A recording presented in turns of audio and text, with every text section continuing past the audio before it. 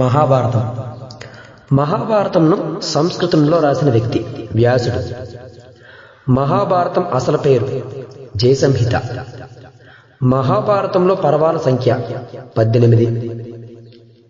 మహాభారతంను తెలుగులో రచించిన వ్యక్తులు నన్నయ, ఆది సభ అరణ్య పర్వంలో కొంత భాగం వరకు, తిక్కన, విరాట పర్వం నుంచి చివరిదైన 18వ పర్వం వరకు, ఎర్రన అరణ్య పర్వంలోని మిగిలిన భాగం. భగవద్గీత అనేది మహాభారతంలోని ఏ భాగానికి సంబంధించినది? భీష్మ పర్వం. భగవద్గీతను శ్రీకృష్ణుడు ఎవరికి ఉపదేశించాడు? అర్జునుడికి. చార్లెస్ విల్కిన్స్ చే సంస్కృతం నుండి ఇంగ్లీష్లోకి అనువదించబడిన మొట్టమొదటి గ్రంథం భగవద్గీత.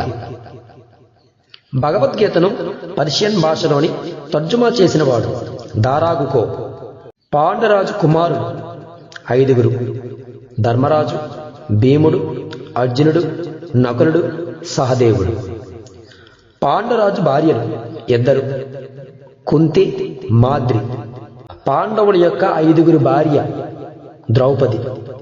అర్జునుడి భార్య శ్రీకృష్ణుడి యొక్క చెల్లి సుభద్ర. అర్జునుడి ధనస్సు పేరు గాంధీవం. ధృతరాష్ట్రుని కుమారుల సంఖ్య 100 మంది. ధృతరాష్ట్రుని భార్య పేరు గాంధారి. ధృతరాష్ట్రుని కుమారుల్లో పెద్దవాడు దుర్యోధనుడు. కౌరవుల యొక్క 100 మందికి ఒకే ఒక చెల్లి సోదరి దుశ్శల.